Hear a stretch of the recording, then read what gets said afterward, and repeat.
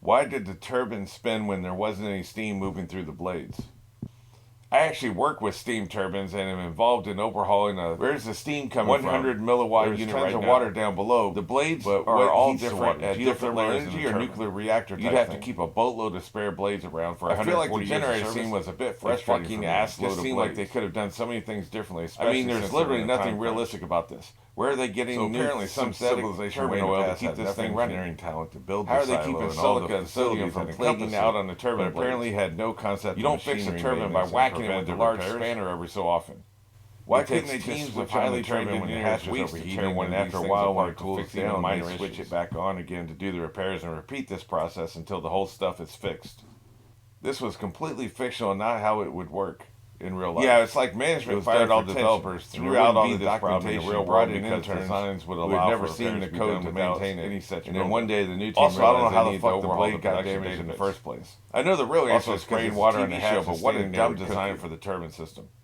I mean, seriously, you vent a closed chamber during maintenance rather than have a pressure release that, say, vents to the outside?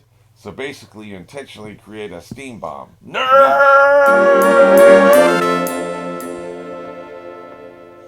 Alrighty, here we go with episode 3 of Silo. And what I'm going to be doing is, I haven't watched it yet. I'm going to record my first impressions, predictions. Well, not really first impressions, because I won't be impressed at the first part of this video. Basically, my predictions, what I think is going to happen in this episode. Then if something happens in the middle of the episode, I'll stop and record some of my thoughts about that. And then once I'm finished with the episode, I'll record my thoughts about that. So that's how it's going to go. So either 2 parts of this video or 3 parts, but as one video. Alright, if that's not convoluted enough, my initial thought, I've had a week to think about this now. I looked it up, and it's a 10 episode season. So we're 2 in, we've got 8 to go.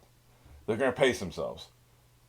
I don't remember what the name of the last episode was, but I think it's something like Outside. Like, I think in the last episode of this season, we will know the full reality of what's happening outside. My theory, when you saw my last video, is that it actually is a toxic wasteland, and so people are fooling themselves into thinking it's not, when it actually is. Which, if you think about it, could be like a climate change metaphor. That could be, little on the nose if that's what it is. That's not necessarily what it is. I have no idea. But it could be that. That's the end of the season. So they got to pace themselves coming up to this. I guess we're going to get Rebecca Ferguson's character. Probably this episode for sure. But I don't think there's any sacred cows in this series. They've killed off basically our series protagonist after 2 episodes. Which, going into the season, we thought that's who that'd be. It would be our series protagonist. Apparently not. Maybe we're going to get a bunch of mini stories, a bunch of mini protagonists. Which follows like how a lot of novels are constructed. A Song of Ice and Fire is a bunch of protagonists. We get their POV chapters. Some of them die. So that could be the way these novels were constructed. Somebody in the comments in my last video talked about how great the novels were. The novels look really good. So that doesn't surprise me that they're really good. But I think another thing that's going to happen in this episode, we're going to finally get some more about Judicial. What it is, what they do, how their powers intersect with the sheriff and the mayor, and how they don't. Like, because Judicial seems redundant when you have a sheriff and a police force. Judicial implies that they're passing judgment, but that's we're not seeing any courtrooms. We're seeing agents in the field. We saw that last episode. So I think we're going to get more information on that and actually get some information on Common, his character. He seems to be in charge of Judicial, or at least he's the point man in the field for Judicial. One or the other. Not sure. So those are my thoughts opening, starting before I watch the episode. I think that's what we're going to get. As far as, do I think she's going to find the door this episode? I think so. I think that they do only have 10 episodes. They are already 2 episodes down. It depends on how much of this information, how crucial it is you find what's behind the door. How crucial is that? How much does that give you? That'll show us, that would determine whether we would get that this episode or not. Lost taught people that you shouldn't have people waiting entire seasons for answers. Like, you start a mystery in season 1 and you don't give the answer to it till season 3, 4, or 5, or 6. You can't do that. That's not how you construct a TV series. So what you should do is, and shows since Lost have left, like Fringe is a good example of this. Person of Interest is another good example of this. You set up mysteries and you answer them within a few episodes, or at the most one season, and then you set up more mysteries and you answer those. You can have a big mystery, which both those series did, but you set up smaller mysteries and answer them faster, so we feel like we're getting progress somewhere. We're not waiting 5 seasons for an answer. So, sorry, effing answer. Yeah, I forget sometimes I'm on the clean channel. So yeah, those are my thoughts. I'm gonna go ahead and get into it, and I'll be back later. You know what's funny is I was so riveted by the episode, I completely forgot I completely forgot I intended to stop at some point and give my thoughts halfway through, something like that. Kind of flesh out the video, right? And before I knew it, the episode was over. Like, I was riveted. Never crossed my mind to stop and talk. This was an exciting episode.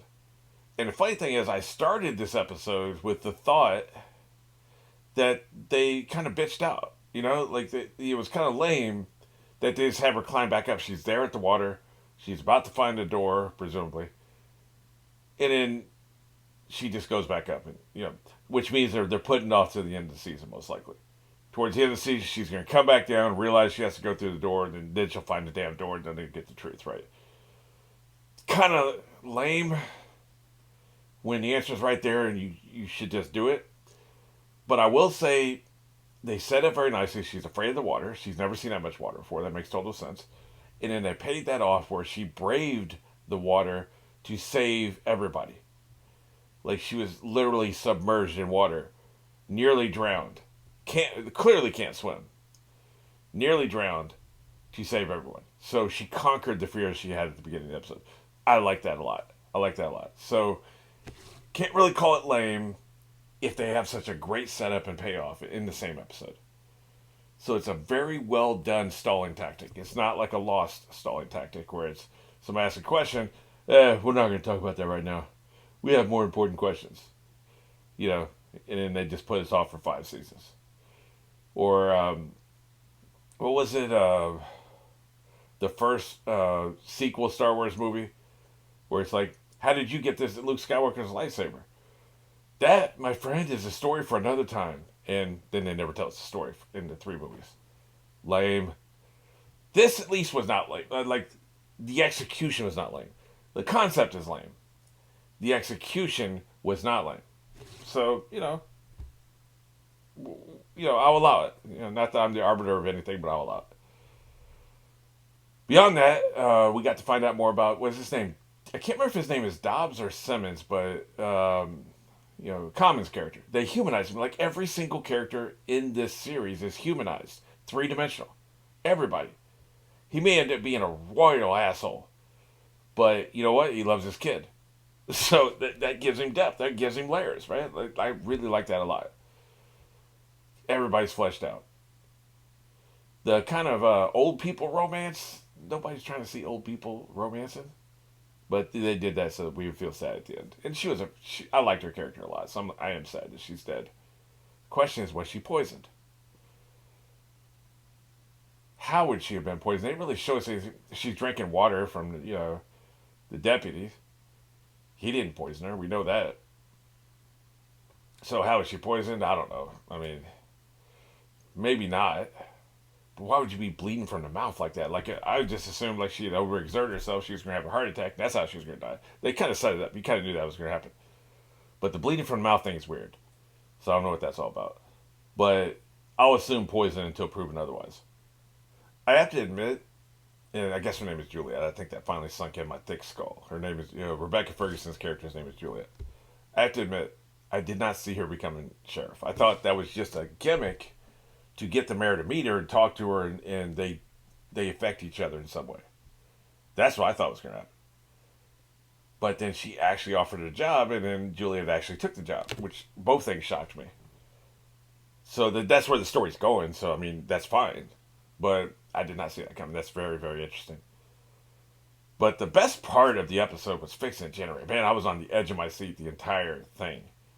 And you kind of know it's all going to work.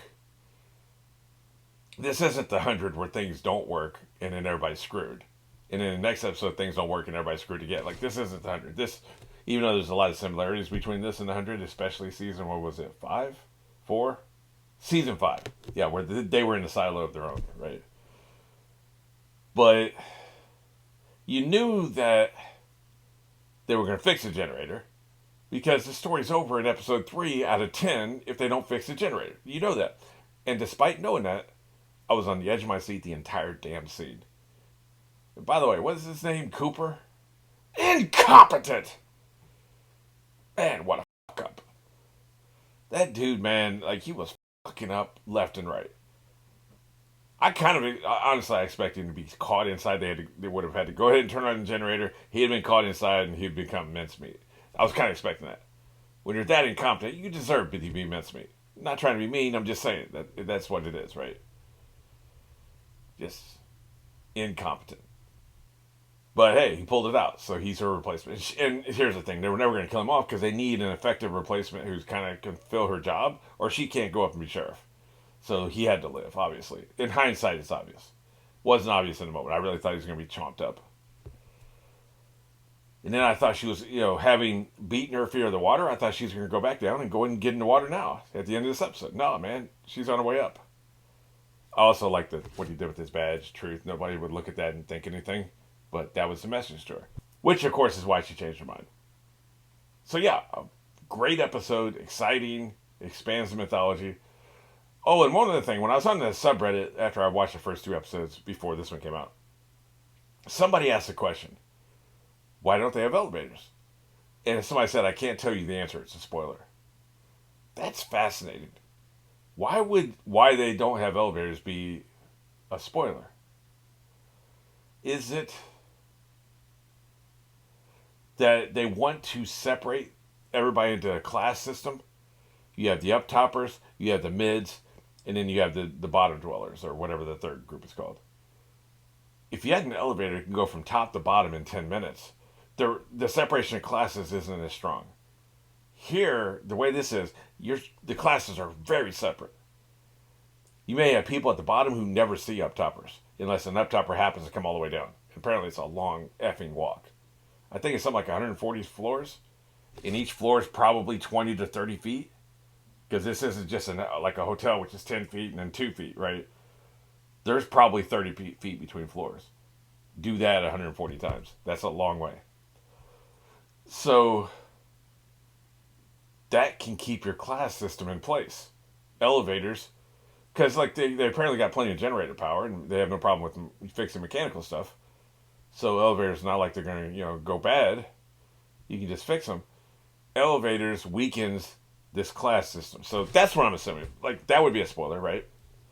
By the way, there was a mini-series about a spaceship that had left the solar system, was going to another solar system 4 light years away or something like that. And it was going to take like 300 years or something. So it's a generational ship. It's a colonization ship, but it's generational, right? So I think you had like 200 or 300 people living on it. And then at the point we pick up in the story, they had been there for 2 or 3 generations, and they were still kind of living like it was the 50s, because that's when they left Earth, was the 50s. So they left Earth in the 50s, and I think this miniseries came out around 2005, 2010, something like that. So 60 years. They had been in space for 6 years, right? Come to find out, the twist was they had never left Earth. They were in a bubble. Like, they were in a construction of a spaceship with view screens and stuff to convince them they were in space and they were traveling between solar systems. And the whole point was, people who are under these conditions, you got 300 of the brightest minds, scientists of all fields, they put on this spaceship, right? 300 of the brightest minds can come up with inventions and innovations, because, invention is necessity is the mother of invention. That's what I'm trying to think of. So they would give them a problem, and then the people on board, these brilliant minds on board this ship, would come up with a solution that scientists of similar brain power here on normal society would never come up with, because they're not going to work around the clock. They're not going to apply their mind all the time to fix this problem, or they think they're all going to die. So this company had these like 300 people basically brainwashed And now that you've gone 3 generations deep, most of them didn't even, nobody was aware of it anymore. But they had these people, and I can't remember if the original crew was aware of it or not. They may have been also brainwashed. But they had them,